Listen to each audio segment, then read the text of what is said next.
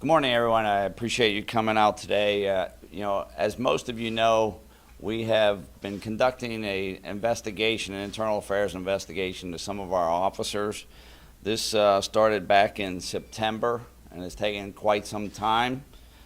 We received a complaint on Mark Landry and John Larada, and it was more about their treatment and the way they were dealing with some of our citizens.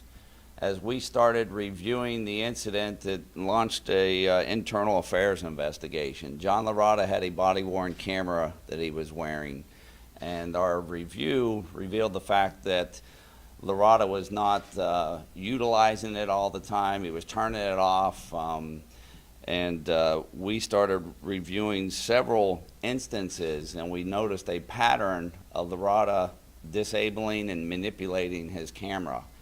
A lot of times with him was Mark Landry. And so on November 4th, we put Landry and Larada on administrative leave. The concern that I had was there appeared that they were taking small amounts of marijuana, where they would be given normal situations, they would have been given a civil citation. They were taking the marijuana and disposing of it, not writing reports. They were not issuing citations. They were not making arrests. When I removed them from the street, we immediately conducted a drug test on them.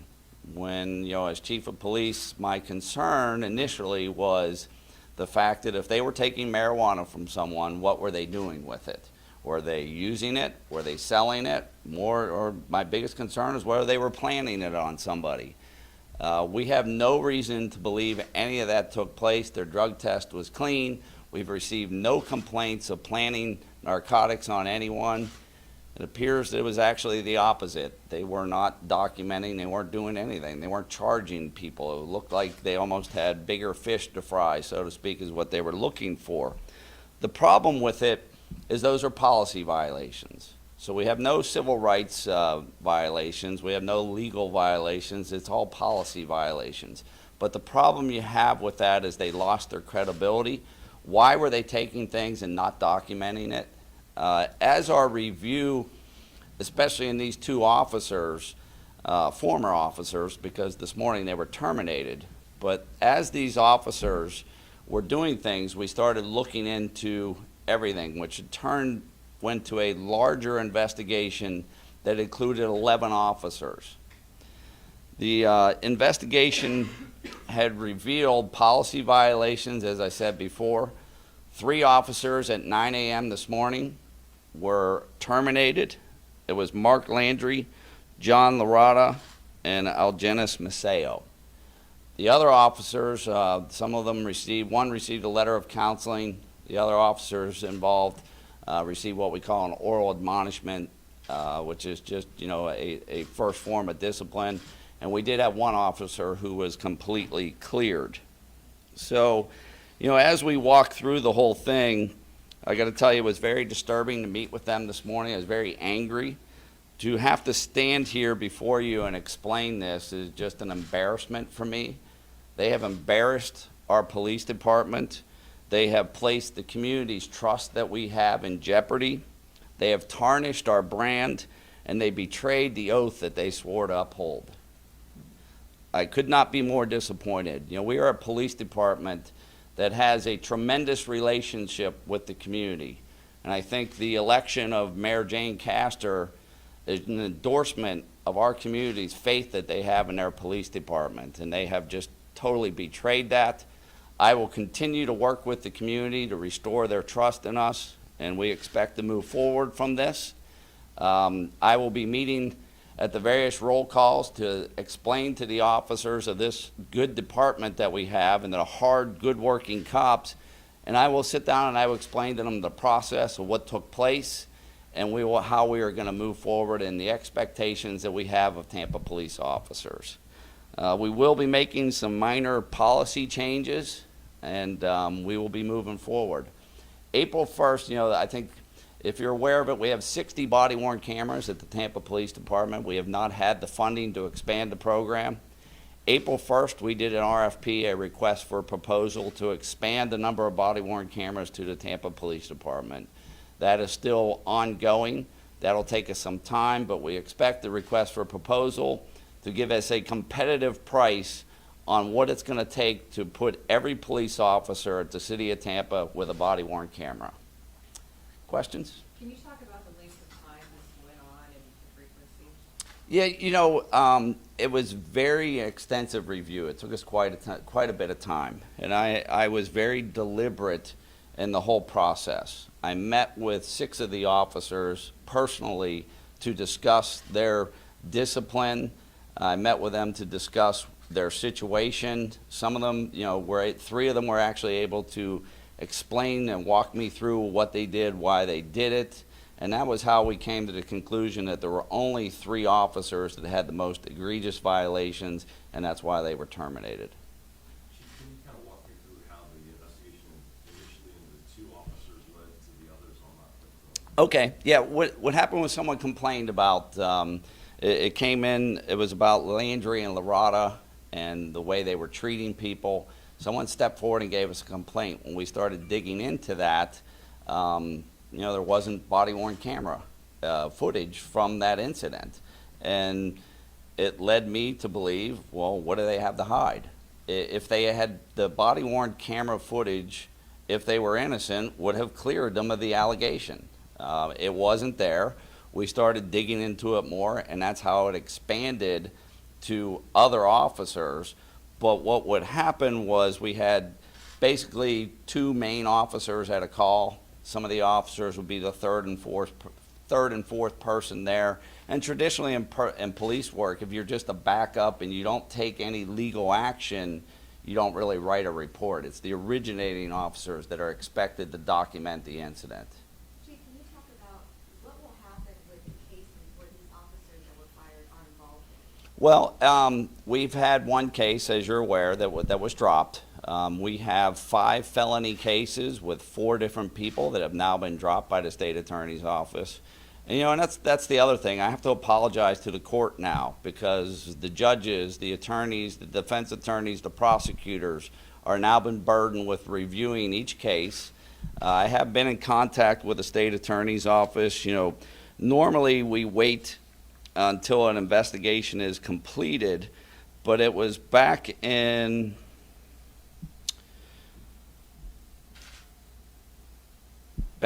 February, I believe. It was February 21st, I'm sorry, is when I notified the state attorney's office before the investigation was completed.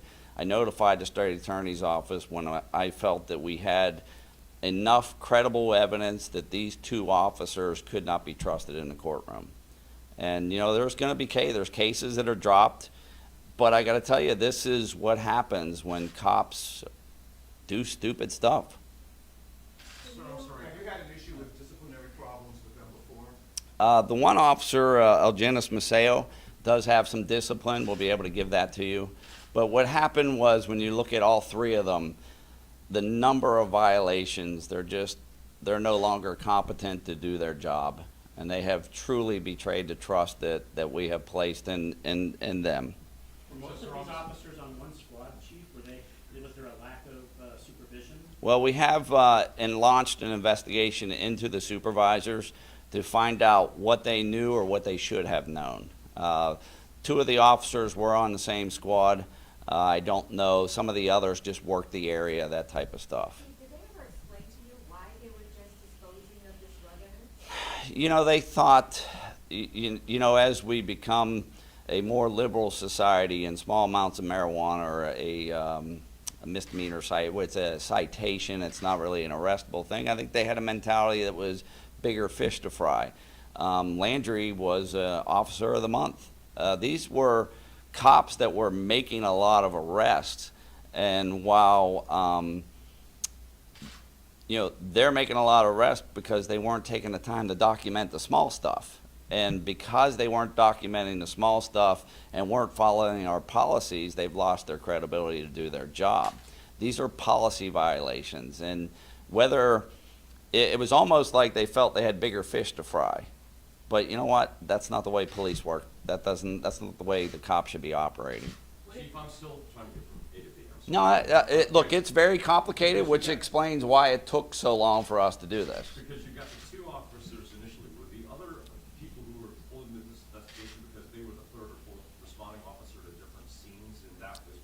You're right. That's what it is. There were multiple times that we went through and had to review things. And we had Landry and Larada, who were the main players, and then we had Maceo, who eventually, we end up relieving Maceo back in February 8th because we felt like he wasn't completely credible and that he wasn't completely forthright in his testimony with us and during internal affairs. And the thing of it is cops are human.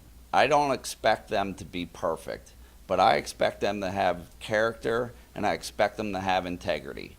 And I feel like this was lacking in these three, and they're not worthy of wearing our badge anymore. What did they say to you? Did they apologize? Did they say that they were justified? What did they say? They were apologetic, but I find that most people, when they're looking at losing their job, they tend to be apologetic, but it's too late. They knew what they were doing was wrong. And I don't mean to stand here and preach, but I'm angry with them because they knew what they were doing was wrong and they intentionally did things to deceive everyone, and that's why they've been dismissed. Can you talk about the body worn cameras? You can tell if somebody turns it off, but you have a record of that. How did you sort of come about finding that? Well, as we reviewed the footage or tried to review footage that wasn't there, that's what triggered it. And what happens is when the footage isn't there, it makes you think they have something to hide. And I think that's the crux of this whole thing. There's no reason to believe they've done anything illegal, so to speak, but they've lost their credibility. No one has come forward that they've planted narcotics on them. I have to believe had they done that, we would be hearing about it. No one will cooperate. The citizens that they encountered won't cooperate because they were caught with weed and let go. Think about that. If I had weed and the cops come up and someone lets it go, and then the cops come up to you 3 months later, I don't know what you're talking about. I had no weed. So, we don't really have victims per se. These are policy violations, but there's so many of them, and the way they carried themselves, they just don't deserve to be cops anymore. Let me ask you another tackle on this. If you, One case dropped and 5 counts. I'm sorry, what's that? I'm sorry, just clarify, you said that there was one case dropped and 5 counts, just 5? There are 4 different defendants right now, 5 felony charges. Now, you'll have to get with the state attorney's office. When I notified the state attorney's office that these people had some credibility issues, that's why we had some court proceedings filed before the investigation was completed. Once I was comfortable knowing that they had credibility charges or credibility issues, I was compelled to notify the state attorney's office. They will do an independent review, as they should, and it should be completely separate from the police department. They will handle each case individually, as they should, and nothing will be, handled that's on their part. And I want to make it clear, we have good, honest, hardworking cops at this police department that do it the right way. And I am so disappointed in these 3, but I am very thankful for the good, hardworking cops that we have here. I am thankful for their families that support them. And I could not be more disappointed or embarrassed to stand before you here today. Those 5 that were dropped, correct? Yes, and there's potential there's going to be more. Chief, what are the due process rights that these officers have now? Now that they're terminated under the collective bargaining agreement, they will have 21 days to go ahead and file a grievance or appeal their firing. That's up to the Police Benevolent Association as to what they do. They've lost their credibility to do their job. I don't see how, when you're dropping charges on people, all because they have credibility issues. You said this happens a lot, so many times. With these officers, it happened a lot. So can you quantify that? How many times, or can you give us a ballpark? Steve will provide you with the actual number of incidents. It was in the disposition letter. We'll have to provide that with you. But, I was very careful not to paint every officer involved with a broad brush. These 3 officers their behavior was unacceptable. The rest of them just kind of get drug into it, really weren't aware of what was going on. You know, you back up a cop and you drive away thinking they're going to do proper documentation, but they didn't know that they weren't writing anything. Chief, let me ask you about one other thing, because you said attitudes in the public on marijuana are changing. For decades, officers have been going up to teens or others who have alcohol. Hey, you pour out that beer, you walk away, you're going to be okay. Is this the modern equivalent of that, or is this different? You know, I think it's the modern equivalent, but the problem is when you have a body-worn camera, and only one of the officers had a body-worn camera, and you're manipulating to turn it off, it seems like you have something to hide. And there were so many instances that they did this. It's just, you know, and the thing of it is we can't just have weed laying around on the sidewalks. I don't know what they're doing with it, you know, and that was why they were drug tested. And we have policies that they have to follow, and the fact they could have let people go and documented the stops, you know, because it's not only about the marijuana, it's about stopping people, frisking, searching, not documenting those contacts. It's led to so many other problems. Can you provide us a couple of instances of Lorada's body-worn camera footage so we can see what he's been doing now that the investigation is completed and over? That's something, yeah, you'll have to get with Steve. And their interviews with Internal Affairs with Captain Flynn? Yeah. Any other questions? All righty, thank you.